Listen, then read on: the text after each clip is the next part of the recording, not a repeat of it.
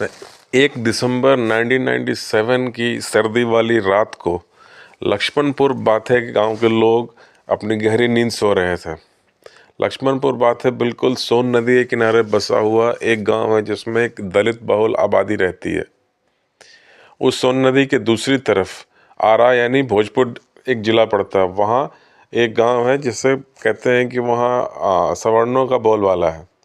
1 दिसंबर 1997 की रात को वहाँ पर कुछ लोग सोन नदी को पार करते हैं। सोन नदी पार करके इस पार अरवल डिस्ट्रिक्ट में जहाँ लक्ष्मणपुर बाथे गांव स्थित है वहाँ उतरते हैं और वो पैदल धीरे धीरे जो है 20-25 की संख्या में जो लोग आए थे हथियारबंद, वो लोग लक्ष्मणपुर बाथे गांव में प्रवेश करते हैं और जो घर सामने दिखा सबसे पहले उसमें जाते हैं और 5 दलितों की हत्या कर देते हैं। उसके बाद जो भी सामने आया उसे बिना पूछे गोली मार दी। अधिकतर लोगों को तो सोए हुए समय मारा गया, कई लोगों को बाहर निकाल के लाइन में खड़े करके गोली मार दी गई। उसमें औरतें, बच्चे, बूढ़े, जवान सभी लोग थे। उस समय औरंगाबाद में आज जो बिहार के भूतपूर्व डीजीपी हैं गुप्तेश्वर पांडे, उस समय वो औरंगाबाद में एसपी के रूप में पोस्टेड थे। उन्हें खबर मिलती है, वो भी किसी इन्फॉर्मर से, कि यहाँ अरवल डिस्ट्रिक्ट पास के अरवल डिस्ट्रिक्ट में कोई कांड हुआ है। लेकिन उस समय ऐसा पता नहीं क्या हुआ था कि वायरलेस नेटवर्क पूरा टूटा हुआ था, फ़ोन काम नहीं कर रहे थे। शायद ये घटना करने वाले लोगों ने जो है वायरलेस और टेलीफोन कम्युनिकेशन को डैमेज कर दिया था। तो वो अपनी पर्सनल जिप्सी लेके अपने जो पर्सनल 3-4 बॉडीगार्ड है उनके साथ वो लक्ष्मणपुर बाथे गांव में पहुंचते हैं आधी रात के समय। उन्होंने एक YouTube चैनल को दिए अपने इंटरव्यू में बताया कि जब वहाँ पहुँचा तो मुझे लगा कोई घटना हुई होगी, मारपीट हुआ होगा, कुछ लोग घायल हुए, हताहत हुआ होगा। लेकिन वहाँ जब चीख पुकार देखा तो उन्होंने जब डेड बॉडी गिननी शुरू की तो कहते हैं कि 34 बॉडी गिनने के बाद उन्हें असहजता, मतलब लगा कि चक्कर आ जाएगा। उसके बाद फिर उन्होंने बाकी सारे बॉडीज़ को सामने किया तो कुल मिला के 58 बॉडीज़ वहाँ मिली। कहते हैं कि जो ये हत्या करने वाले लोग थे वापस जाने लगे नदी पार करके, तो जो मल्ला लेके उसे भी मार दिया और कुल 73 लोगों की हत्या हुई थी उस रात। आरोप के अनुसार ये जो मारने वाले लोग थे, जो अभी भी कुछ आई विटनेस हैं लक्ष्मणपुर बाथे गांव में, वो बताते हैं कि ये मारने वाले लोग अधिकतर उसी गांव के रहने वाले थे और उन्होंने उस पार सोन नदी के उस पार से आरा भोजपुर डिस्ट्रिक्ट से रणवीर सेना के कुछ लोगों को बुला लिया था और उसके बाद उन्होंने पहचान करके सब लोगों की हत्या करवाई थी। इसके पीछे जो कारण बताया जाता है वो ये कि कहते हैं कि उस एरिया में जो लेफ्ट विंग यानी जो माओवादी जो संगठन थे, उन्होंने एक तरह से प्रतिबंध लगा दिया था कि अपनी ज़मीन पे कोई भी नहीं जाए, जिसके पास एक लिमिट से ज़्यादा ज़मीन है वो अपनी ज़मीन पे नहीं जाएगा, अपनी फसल नहीं काट सकता। और उस क्षेत्र के आरा भोजपुर क्षेत्र की अधिकतर ज़मीनें वहाँ के जो सवर्ण थे यानी अधिकतर जो भूमिहार समुदाय के लोग थे उनकी थी।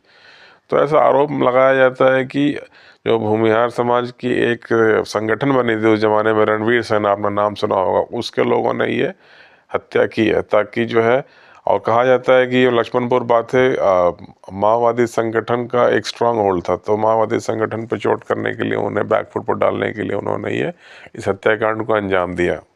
खैर सच्चाई जो भी हो, इस पर केस चला और लास्ट में 25-26 लोगों पे जो केस चला था वो सारे के सारे लोग जो है अदालत से बरी हो जाते हैं। अब अगर इसके पीछे थोड़ा सा बैकग्राउंड में चलें तो माना जाता है कि ये कहानी लगभग पिछले 20 सालों से चली आ रही थी। 1970 के दशक से, 70 के मध्य से और 70 के दशक के शुरू से ही जो है बिहार में जातीय तनाव पनपना शुरू हो गया था। कई सारे संगठन बने उस समय, जो है जो कुछ छोटी छोटी सेनाएं, जातीय सेनाएं बनी थी उस समय। कुछ नाम सुना होगा आपने, सनलाइट सेना, लोरिक सेना, इस संघ की कुछ संगठन बनी थी लास्ट में। अब इसमें कुछ यादवों की भी सेना थी, जैसे शायद लोरिक सेना, जहाँ तक मुझे याद आता है वो कहते हैं कि यादवों की सेना थी। फिर कुछ सवर्णों ने एक सनलाइट सेना बनाई थी, बाद में एक सवर्ण लिबरेशन फ्रंट बना, SLF। लेकिन वो सेना भी सब समाप्त हो गई धीरे धीरे, या तो उसके कार्यकर्ता ये नेता पकड़े गए, मारे गए।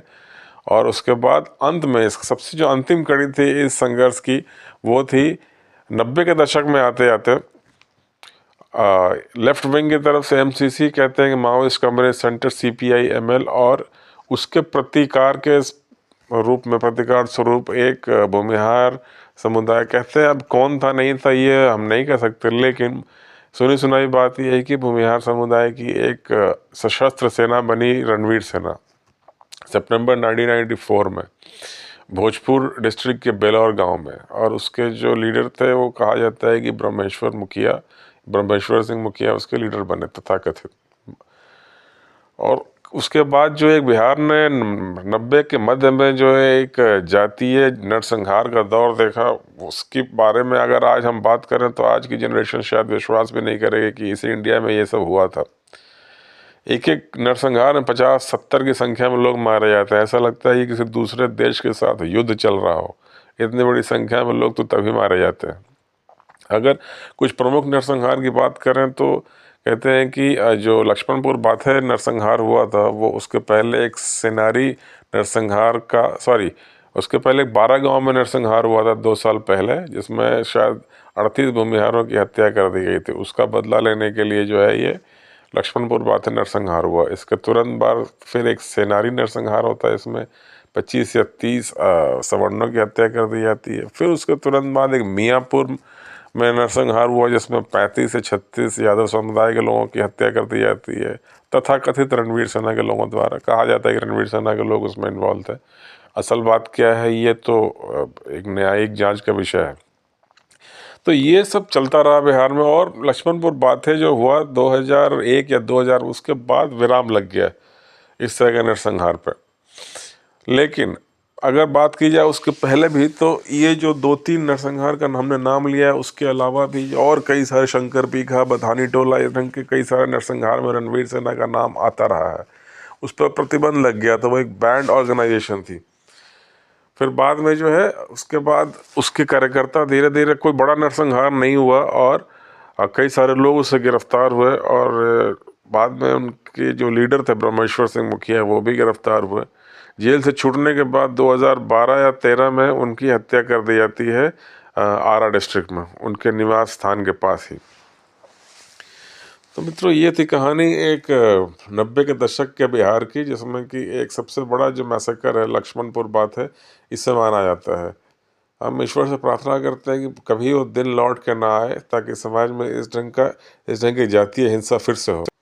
क्योंकि इस तरह की घटनाओं को जब हम सुनते हैं तो लगता है कि ये इंडिया नहीं, इंडिया के अंदर ही कोई सोमालिया या अफ़गानिस्तान जैसा कुछ बना हुआ है। इस ढंग की घटनाएं तो हमने वहीं सुनी थी।